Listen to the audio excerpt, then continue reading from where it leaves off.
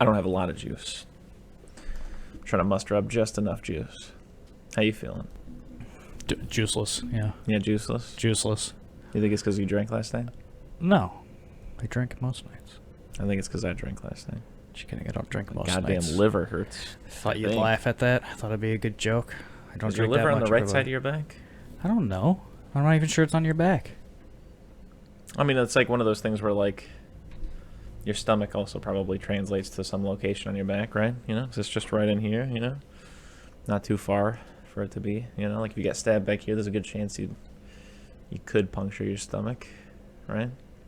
I don't know. Yeah. Anyways. Never took anatomy.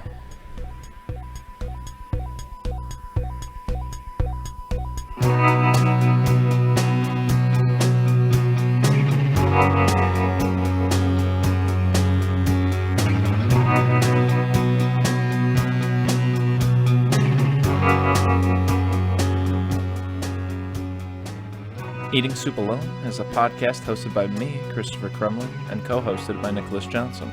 We try our best to ramble incoherently about a handful of movies at least once a week.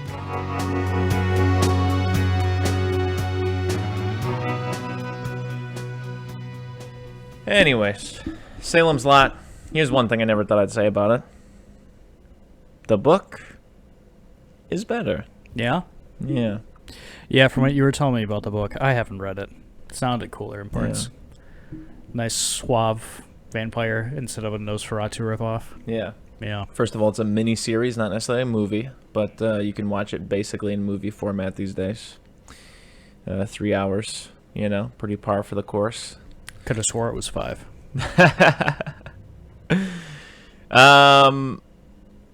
Yeah, there's, on the positive side of things, I guess, there is an interesting kind of like, I don't know, like kind of comforting, nostalgic charm to it. Mm-hmm. It's almost like a nice low hum to have on in the background. There's been a couple of times the last couple of days where I've been like, kind of miss middle of the night watching Salem's Lot. Yeah, because it's a made-for-TV movie. When's the last time you saw a made-for-TV movie? Oh, jeez. Couldn't answer that. Right? Yeah, couldn't answer that. That would be probably something on the Disney Channel. Yeah, it would probably be... If I had to guess.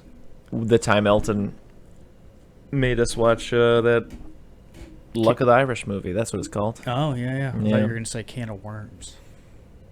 That could also be. It was his birthday, and I was like, you know what? You can rent Can of Worms on my Apple TV if you'd like.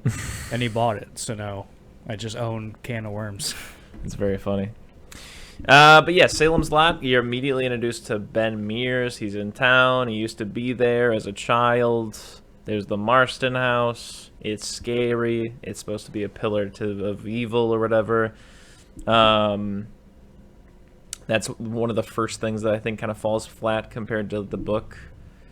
I feel like they don't harp on it a lot. It gets kind of mentioned briefly, but in the book they harp on the idea that, like, you know, a suicide happened there. There were boys that were missing. They think the guy might have done it. They have, like, conversations about the idea that, like, you know, perhaps that kind of a thing can taint a place, you know, and yada, yada, yada. What else is going on? Ben wants to buy it. Can't buy it. Someone else has bought it. Vampires have bought it. And they're also into antiquing, so that's cute. Fred Willard's there. Yeah. That's another thing you mentioned that I'll piggyback on. The town feels like there's like 6 people who live there. Yeah, at most. Which is very different also from the novel. The novel spends, in my opinion, the strongest portion of the novel is the time spent kind of describing the town, who lives there, what they do there, and it's kind of like that scene from Twin Peaks Season 3 where Ed, you know, just has dinner alone at his gas station all night. And you just get that sense from each one of these little vignettes that this is what this person does every day. It's what they have been doing for 15 years. It's what they're going to do until they have a heart attack or until they find out they have cancer or whatever it is. They're just going to keep doing these things. Anyways, what else is going on? There's a lady in the park. And Ben Oh, right. seduces her, I guess. I wouldn't say he's so suave. No, he just goes, "Hey, cool book you're reading. That's Let's have mine." dinner. She's like, "It is." He's like, "You read my books a lot?" She's like, "Yes." And he's like, "Name one." And she's like, "I can't." And he's like, "Let's get dinner." And she's like, Yeah. "I have a boyfriend." He goes, "Do you?" And she goes, Not "Kinda." really. And he's like, "Well, let's get dinner." And she's like, "Okay." And then they Yeah. get dinner with her parents, Mm-hmm. which is very strange. And then very soon after, go to the lake to have sex. True. Um, And then everybody knows about it. Later in the movie, her dad's like, "Hey, man, word got around." And it's like, well, yeah. 6 people live here. Of course it did. Yes. And their relationship also just kind of happens. Yeah. In the book, it's given a little more time. Obviously, they're already running at 3 hours. But where did the time go, I guess? Yeah.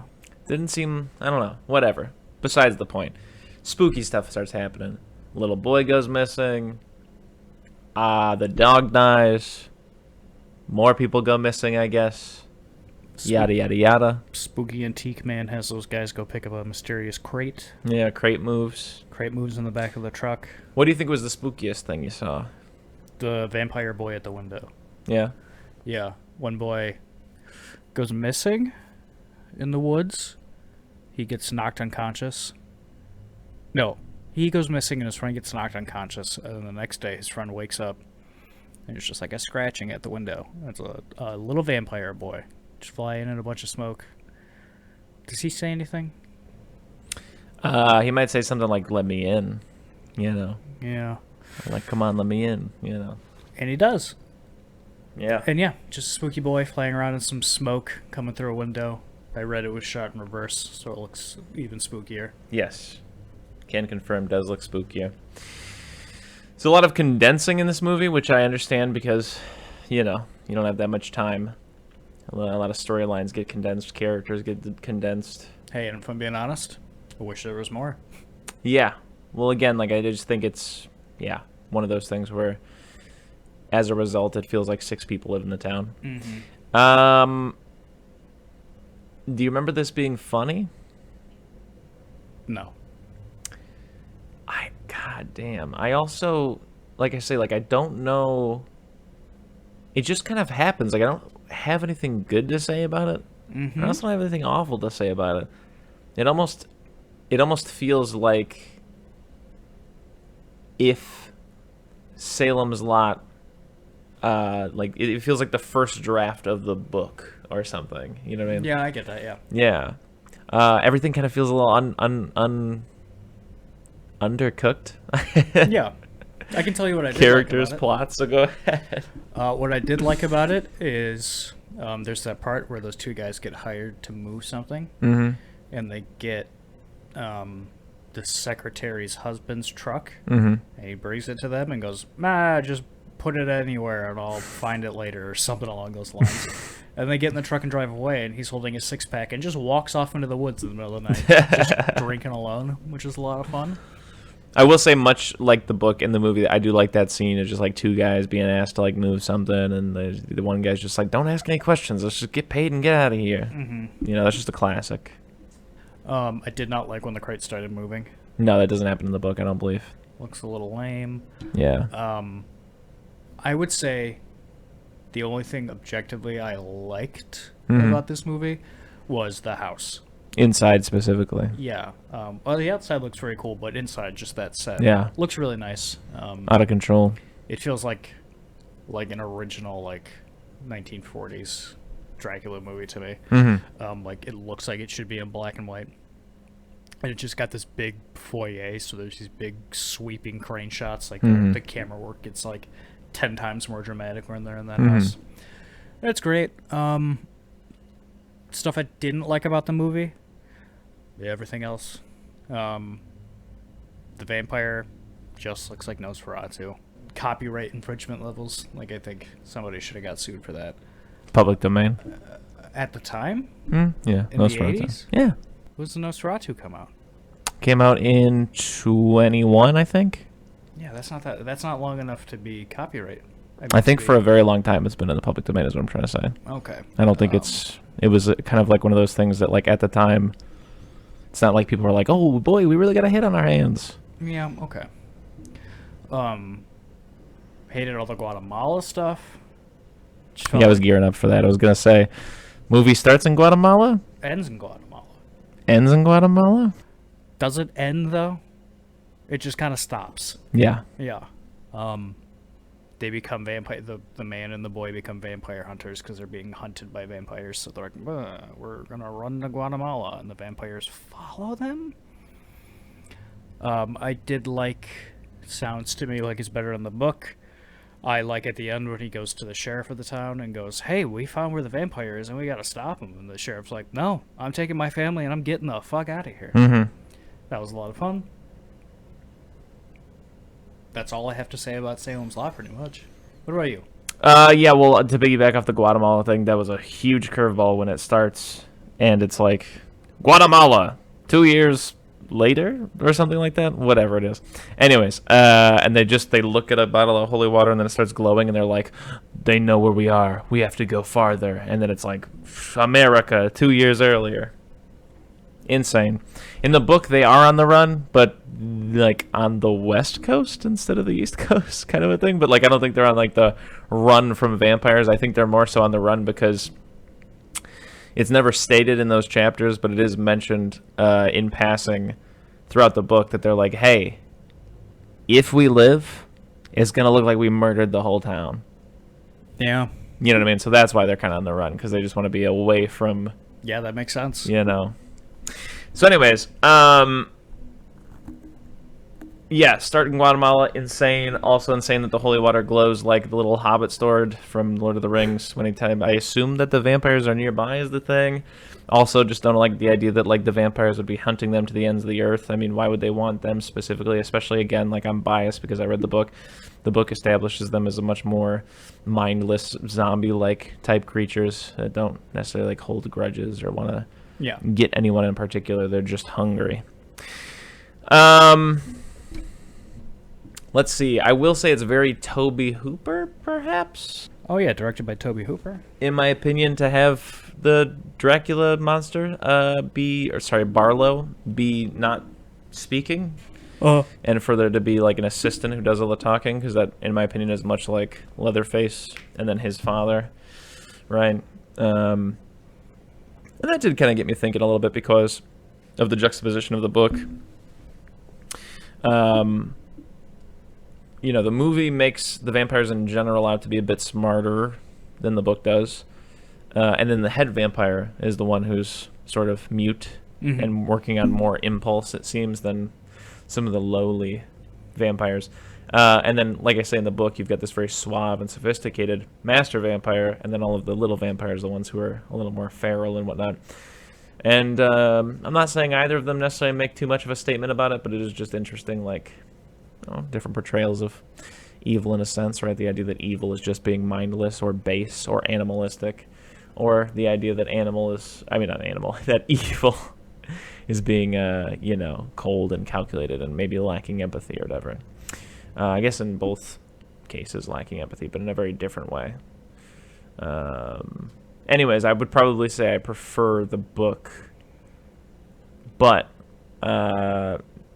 it's not their visual. They're biting the visual, but you can't deny that the Nosferatu vampire always is the best looking vampire. Oh yeah, definitely. Huge Evil Dead influence, I would say.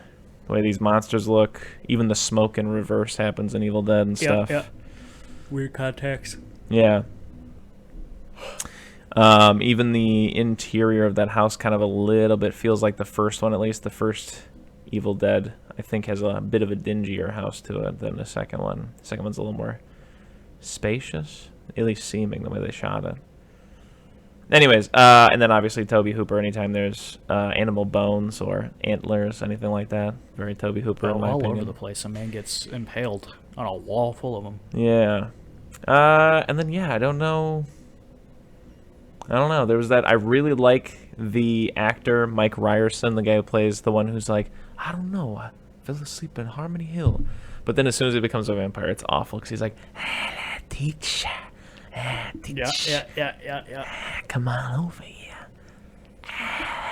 I hated looking at all the people vampires in this movie. Which vampires? All the people that get turned into vampires. Yeah. Everyone who's not Nosferatu. I think there's only like fucking 2 or 3. Again, there's so few people in this town. Yeah. I would say that's my biggest complaint, is that I would like more Salem's Lot.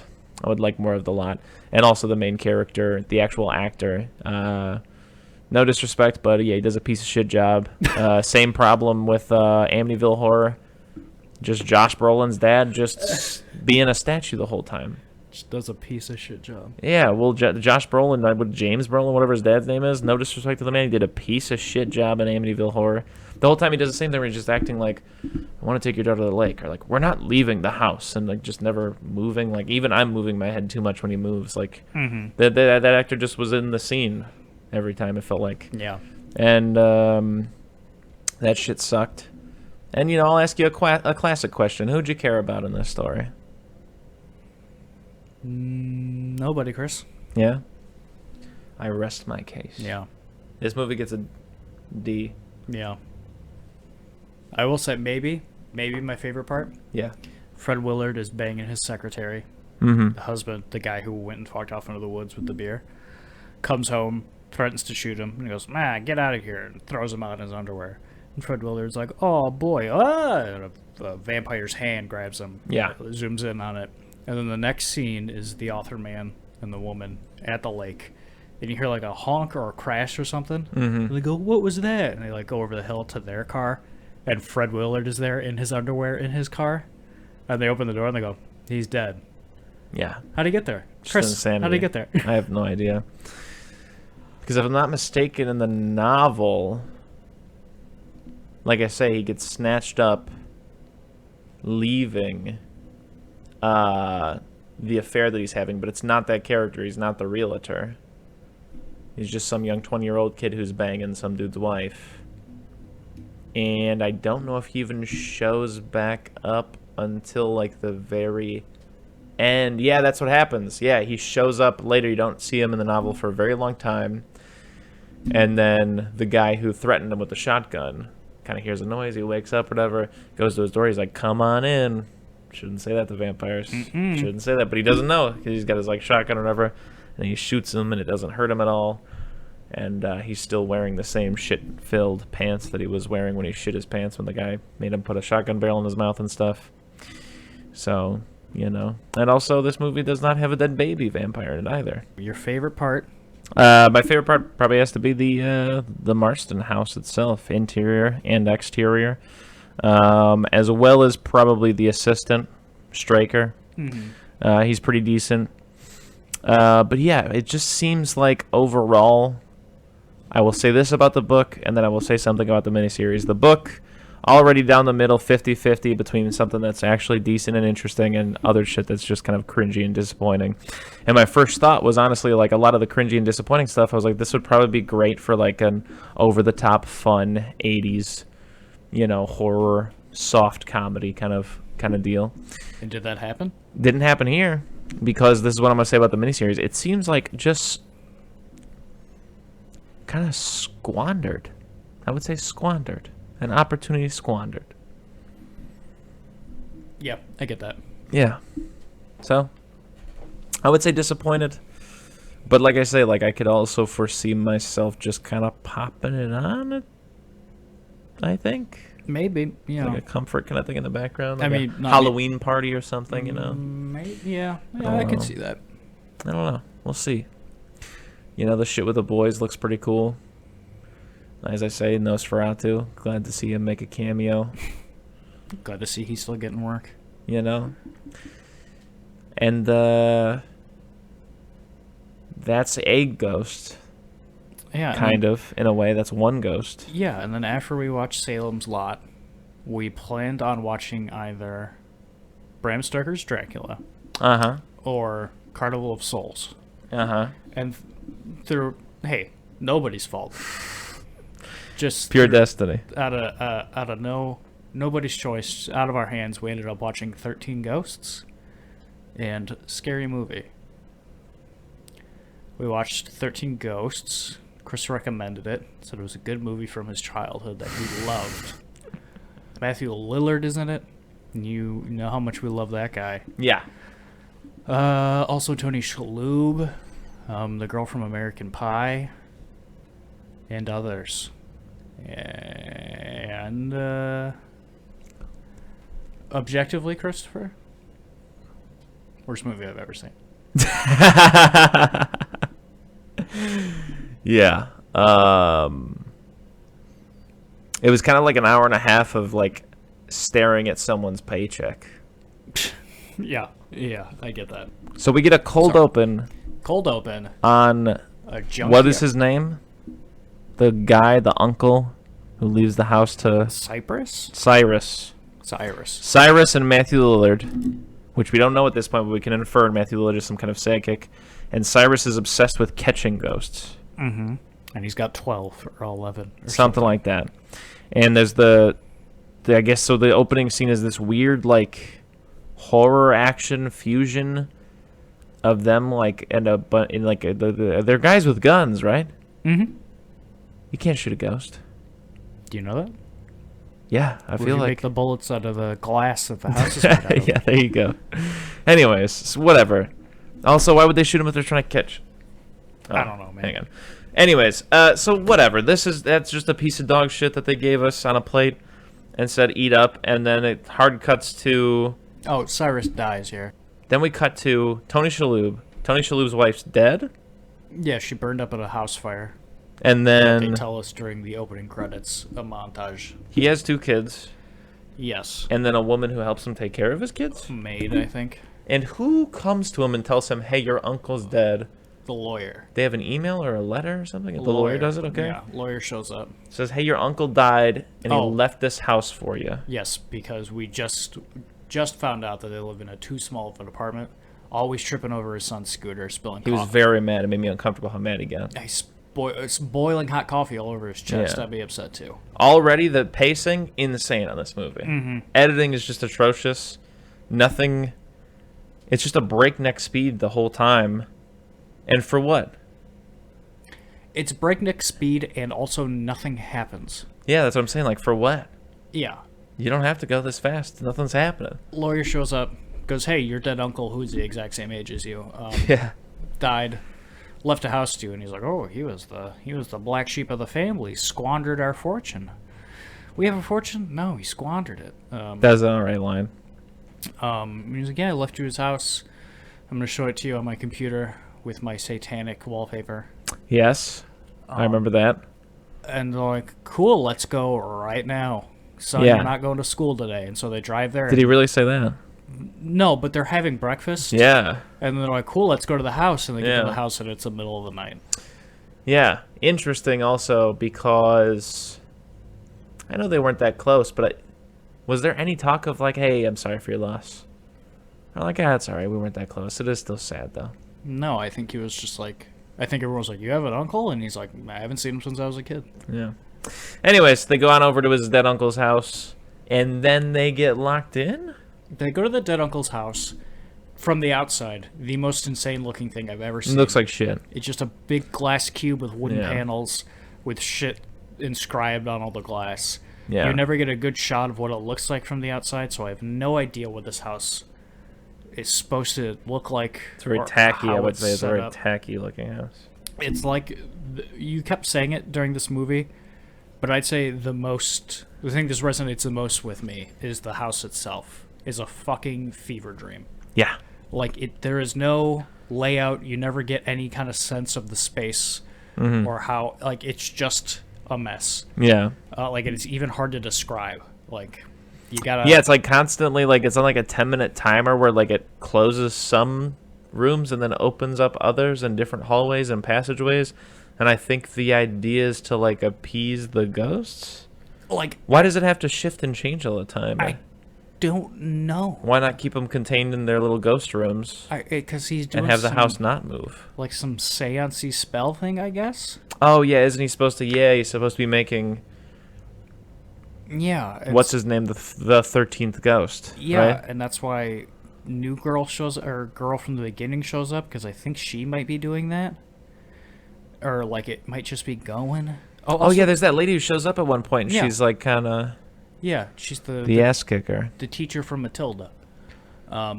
Also, they get to the house, and Matthew Lillard there, and he's like, I'm an electrician. You're sucking all the power out from the neighborhood. I got to check your breaker. Lying. Lying, yeah, because he's the psychic from the beginning. But why lie? So he can get into the house. Why does he want to get in the house? To fucking figure out what Cyrus had going on, or to put an end to it, or whatever. Okay. They get inside the house, and everyone's like, oh, this place is so cool. And again, just a headache to look at. Yeah. Everything about this house. Like, I can't, like, is this the main room? And are there doors into hallways? Like, I have Am I wrong, or is there no furniture in the house? There's no furniture in the house. Yeah. There's beds, maybe, but that's pretty much it.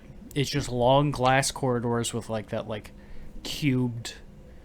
what is that glass called? I don't know. It's like ice block. Yeah, there's like ice block. But it looks weird because it doesn't match the rest of the house. No, because the house is really like sleek, kind of, but then also chunky and like transformer-like. Yeah, it looks but like. But then glass. Yeah, it looks and like kind of elven. It looks like an insane like Greek myth maze. Yeah. Like you get trapped in the Hephaestus cube and you have to find your way out, and you're in there for 1,000 years. Yeah. And you go mad. Yeah, it seems like something Tool would write about in one of their songs. Exactly. It's very Tool-like. It looks like a Tool concert, yeah. Yeah. And so they're walking around, and I don't know how, but somebody finds some magic glasses. The magic glasses are all over this bitch. Yeah, there's like 3 or 4 people walking around wearing them shits. Yeah. Look like shit. Yeah. I remember seeing glasses like that a lot, though. Like, they're kind of like work glasses, kind of? So you could light up when you're in, like, a sewer or something? They're just protective goggles with lights on them. Which is not uncommon. And they put them on. I've seen men wear them at work. And they see ghosts. And then the lawyer's reading the will. And he's like, this is what's being left to you. And Tony Shalhoub goes, listen to me. And there's a beat, and Chris goes, I have 2 dicks. And I laughed for, like, at least 120 seconds. Worst joke I've ever made. Best part of the movie. And Matthew Lillard goes, yo, this place has ghosts. And he's like, goats? He's like, no, ghosts. Does he really say ghosts? Yeah. He's like, no, ghosts, like Halloween, boo, ghosts. That's great, Matthew Lillard. Matthew Lillard deserved the paycheck. He did. I'm not saying he does the best job he could have here, but also, come on, man. If I'm Matthew Lillard and I'm reading that script, I'm thinking, I'm laughing all the way to the bank with this one. I'd say everybody with the exception of the son knew exactly what this movie was. Yeah. That house. What do you think it would be worth in real life, and would people really be clamoring to buy it? Oh, it would be maybe as a novelty? It would be worth nothing. Yeah. Because it's so fucking insane and hard to look at. Be like, no, there's no way anybody's going to live here. Like, you can't even remodel this place because it's made out of glass. So anyways, the 13 ghosts, they all got a thing. There's like the torso, the hammer, the maiden. Ghosts are being held in the basement. None of the ghosts are that spooky to me. They all look like they were made, like all the costumes were made for another movie. Yeah, it also kind of reminds me of almost like a commercial for like Spirit Halloween. Yeah, they all look like someone that would jump out the way it's like jittery and like strobe-like, They all look like they jump out at you at a haunted house. Yeah. Yeah. There's the lady, she's got her boobs out and she's got cuts all over herself. I guess self-harm? Who knows? Then there's the hammer, which is what I loved as a kid. He's just a big dude with nails sticking out of him, and instead of a right hand, he's got a hammer. Oh, no, that guy's not even the hammer. No? He's the brute or something like that. And there's another man named the Hammer. Is he the one that swings a bat or whatever? Yeah. That's dumb. This guy has a hammer for a head. Yeah. That's exactly what I thought. Anyways. None of the ghosts are that cool. And then twist at the end is Cyrus is not dead, and he's going to turn Tony Shalhoub into the 13th ghost. Oh, I assumed Cyrus was also a ghost. Oh, well, yeah, maybe he is, but I thought that was the whole point of him, like, taking the glasses off and still seeing them kind of a thing, like the ghost glasses. Doesn't that happen? Well, I don't remember. Okay. Could be. Anyways, well, he is dead, or he isn't dead. Doesn't matter. Either way, his whole thing is I want to make the 13th ghost for... What does the spell do? Makes the house... Happy? Wood.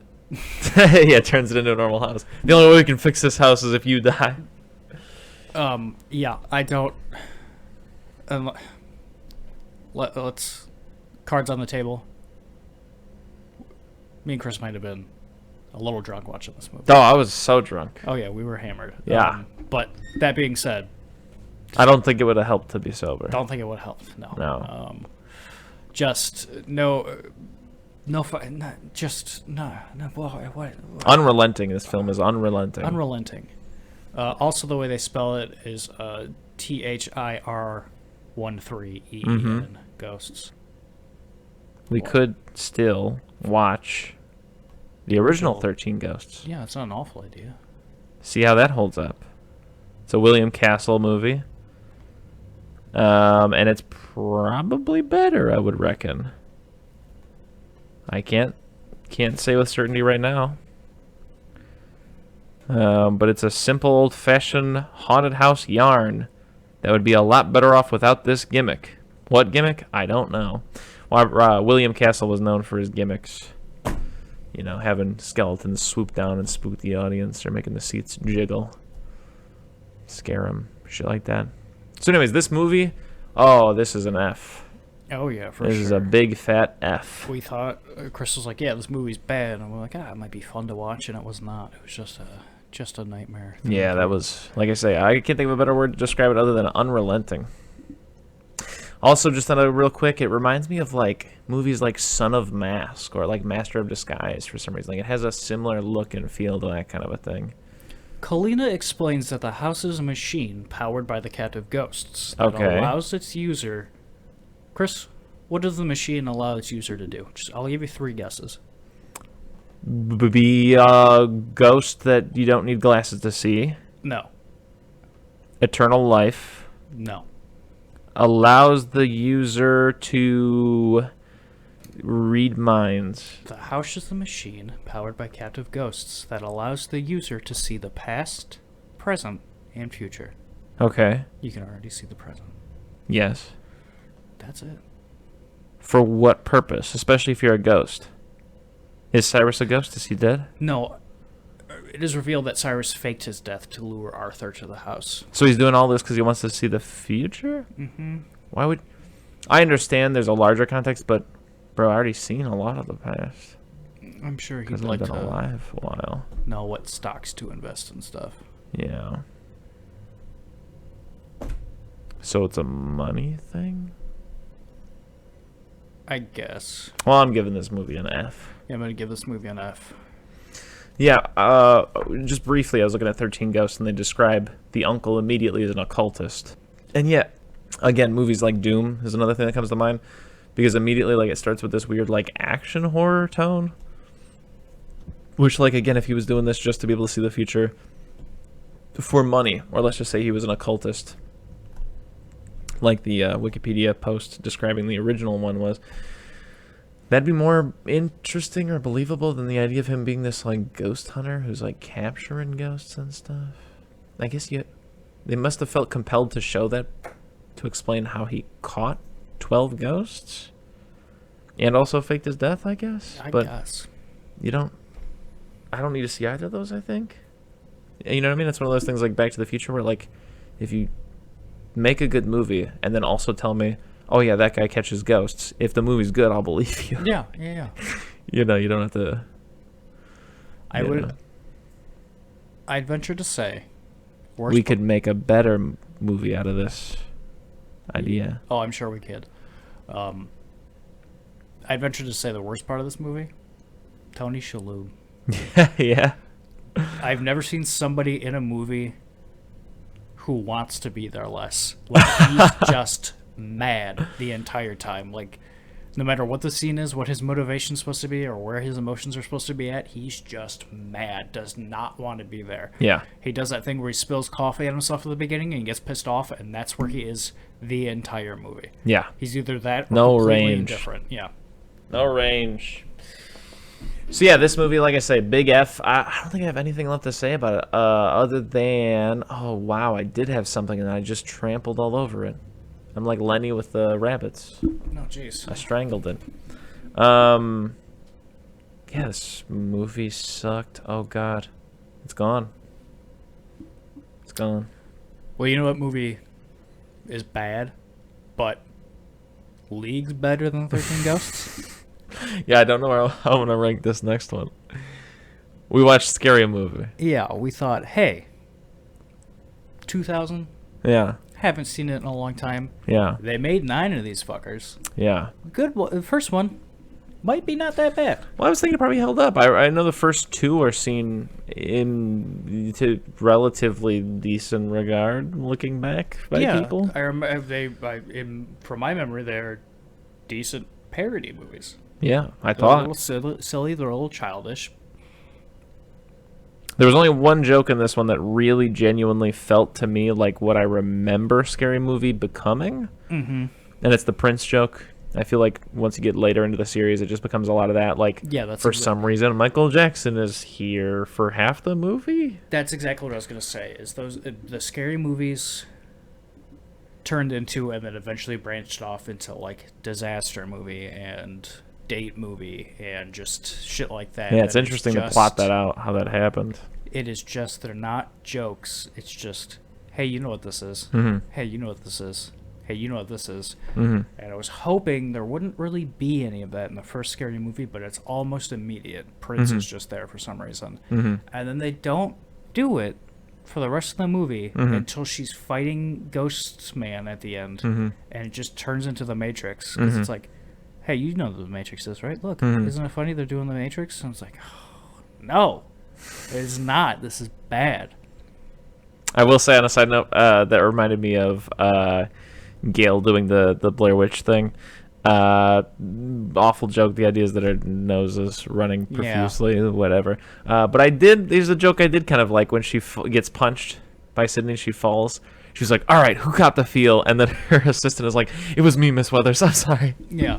It did, like, at the beginning, I had a hope for it right at the beginning. Yeah. Whenever it's doing basically shot-for-shot remakes of Scream and putting jokes in there, I think it's not that bad. Mm-hmm. When they're, like, sitting at the fountain talking about the murder that just happened, Mm-hmm. she's like, I don't know, guys, don't you think it's weird it happened exactly a year after, you know, we killed that guy? Yeah, That got me. That was funny. Or like, or when they're at the police station and she says to him, she like tells him that like it's probably that guy, and he's like, no, we checked him out. There's no way. He definitely 100% died. Fisherman pulled him out of the raft. Is there anybody else who'd have a vendetta against you? Like she tells him about the guy they killed, and he's saying like, no, he's definitely fully dead. There's no way it could be that guy. yeah.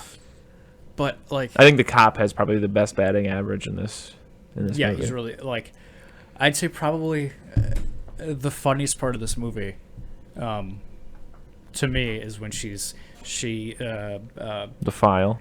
She accuses her boyfriend of being the murderer, just like in Scream, at the police station, and he's like, "That's whatever your name is, you know me, you can't do this to me." And she drags him away, and cops is town. He's like, I'm really sorry. We can let you go here in a minute, Sid, but I need you to look over these files real quick. And she opens just look over these files and tell me what you think, okay? And she opens it, and just a bunch of pictures of him posing in like a very small Speedo. Yeah. And she's like, no, I'm sorry, no. And he's like, you sure? She's like, yeah, sorry, I got nothing for you. Or like even at the beginning, it's like one of the dumber jokes, but like her dad comes in and Billy hides, and we're in Scream. He's like, yeah, I'm gonna go on a business trip for a few days, and he's like, yeah, heat's getting pretty close, so I'm gonna go on the lam for a few days. All right, if anyone comes, you don't know me, all right? It's like, yeah, that's fun. Or even when the cops show up at the end, and he's like, yeah, there's a murderer around here, and that sicko planted drugs all in this house. Yeah.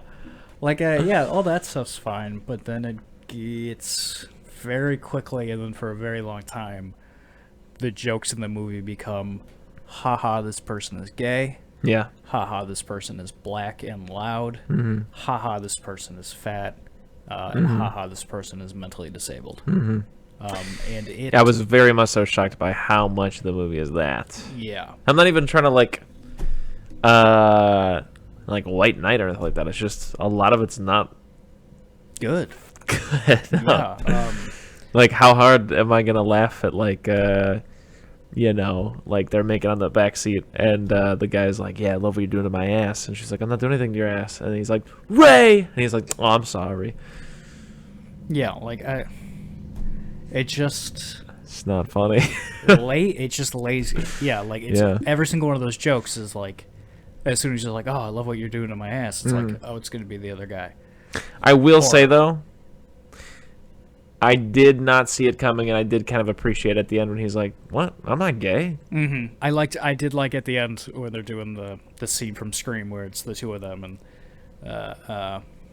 I can't remember his name. I don't know which Wayne's brother he is. Oh, I don't know offhand. I'm not super familiar. But he's like oh, I said you've seen too many scary movies, and he's doing the Matthew Lillard thing. And he's very, it's a screamer. He's very purposely like spitting everywhere. Yeah. Which, you mentioned the other day that's one of your favorite things, the Matthew Lillard spittle. But yeah, no, all of the like when the girl goes out the garage after the garage to get beer, and it's the scene from Scream. It's like, okay, well, this woman's heavier. She's gonna go through the cat door, and the door's gonna get stuck, and that's gonna be the joke. Yeah. And that's what happens. And it's like, no. Yeah, imagine like pitching that. Yeah, it's just again, not to white knight, but it is just lazy. Like I couldn't imagine trying to say that in a room full of people and that like actually be expecting them to laugh. Yeah, I don't. And like, the Dewey character in this, Yeah. is named Doofy, and the joke is that he is mentally handicapped. Yeah. And watching it, I was like, oof. Okay, if the joke in this movie with this character is just that he's dumb, and like Dewey is dumb in Scream, and they're making fun of him, and they call him Doofy, and they give him a water gun, that's fine. But he's doing the thing where like he's like putting his hand to his chest and he's stuff like shitting his pants. He's like shitting his pants and stuff like that. And then eventually at one point in the movie, someone goes, "Oh, you mean that R-worded R word?" And it's like, oh, fucking A. Okay, yeah, no, they're not even trying to like to hide it at all. They're just making fun of this man for being mentally challenged. I do like the joke when like the seed is planted when she says something to the effect of like, "Yeah, and Mom says stop putting your dick in the vacuum cleaner," and then later in the movie when the call comes to Sydney in the house, he comes out and he's like, "I told you guys not to bother me when I'm cleaning my room." Yeah, and which is fine. That's a fine dumb joke. I like some of the little dumb jokes that happen in this thing. Yeah, if he was just a dumb guy, yeah, but he's just just very much so playing a mentally challenged person. Uncomfortable. Yeah. Again, I think it still works even if he's just dumb. So I'm not defending the R thing, but I do like that they steal the Usual Suspects ending and that it's him that is the murderer. Yeah. Doesn't make any sense, but it's kind of funny. Also, the thing that probably made me the most uncomfortable in this movie is the movie theater scene. Yes, I agree, but also like there's that point where she's got the camera over, and he's like, "Will you shut up?" And she turns, she's like, "Yeah, I got you on camera. You're on candid camera. You didn't know that." That's funny to me. Like but that's legitimately a joke that like probably has stayed with me for a very long time. Like me and my friends used to do that, and I think about it all the time. Like someone does something, and I have them like on Snapchat or something. I go, "I got you on candid camera." But rewatching it, it is so hard to watch. Yeah. Because the joke is she's a loud black woman speaking during a movie, and everyone's telling her to shut up. But every person in that theater besides her is white, and it ends with them all stabbing her. And then she gets up and starts like crawling towards the screen, like in Scream 2. And there's a priest and a rabbi and a monk that goes, "This is for talking during all those Jackie Chan movies." And it's like, what the fuck? Again, just lazy. Like, I think it's kind of wild. Yeah. Don't watch Scary Movie. That's what we're getting at. No. Chris seems to think Scary Movie 2 might hold up better. I think it might have more legs. David Cross is in it. Is he? Yeah, David Cross is in it. I just remember MacGruber being in it. Yeah, they're in a house. They're like trapped in the house overnight or whatever. Yeah. Don't remember anything else other than the hand thing. Yeah, The guy with the little hand. I just remember him going, "Grab my good hand," and Yeah. it's the little hand. Yeah. Yeah, that's all I remember is Scream 2. Yeah. But yeah, Scream, Scary Movie, actually. I think you said Scream 2. Scary Movie 2, sorry. Anyways, yeah, Scary Movie 1, yeah, did not hold up nearly as well as I thought it would. That's like an hour and a half for probably like 2 or 3 decent, like, laughs, I think I probably got out of that. Like 2, maybe 3. I would say, yeah, same. And I think Anna Faris, Yeah. genuinely a funny actor. Mm-hmm. I do, one of my other scenes that made me laugh, she's on the phone with Billy, Bobby, whatever the boyfriend's name is, and she's in the bathtub, and she's shaving. She's talking to him, and she starts, like, shaving her face, like she's got a beard and stuff like that, and then her mustache or whatever. And then she hangs up the phone, and she shaves her tongue, and then she puts it away, and I'm like, that's all really good. That's just really good physical humor. I like that a lot. Yeah. Yeah, like I say, ultimately, I think the sheriff and Anna Faris and Anna Faris's dad are probably the 3 funniest parts of this movie. And I think it has to do with the fact that I feel like those 3 actors and characters are genuinely, like, playing it as if it were a classic spoof movie. Like, those characters feel like they belong in a spoof movie. And then the rest of the film, to me, feels like the decline of and scary movie-ification of the spoof genre. Like, the rest of it feels tainted. Absolutely, yeah. But yeah, that sheriff's got a couple of good laughs out of me. Her dad got a couple of good laughs out of me. Anna Faris does a great job. And overall, sadly, another F. That was Yeah. that was a bad movie. Yes, better than 13 Ghosts, but I mean, 13 Ghosts is like... Oh, also the daughter from 13 Ghosts, the girl from American Pie, is also in Scary Movie. Oh, okay. Yeah, she's one of the main girls. She's the girl at the pageant that dies by getting her head cut off. But, yeah, I mean, you know, if 13 Ghosts and Scream are both Scary Fs... Movie. Sorry, yeah, Scary Movie are both Fs. I'd say Scary Movie is an F, and 13 Ghosts is a no credit. Oh, okay. You get nothing for it. You might as well you might as well turn it into a blank page. Yeah. Whatever. Huge disappointment. Huge disappointments all around. All 3. Hopefully, Just dumpster fires. We'll try to watch all 3. Yeah, we'll try to watch at least one good movie that we like to talk about next week. Yeah. Thanks for listening. Sorry you had to. Yeah, that's that, Mattress Man. I almost said that's all, folks. That's all, folks.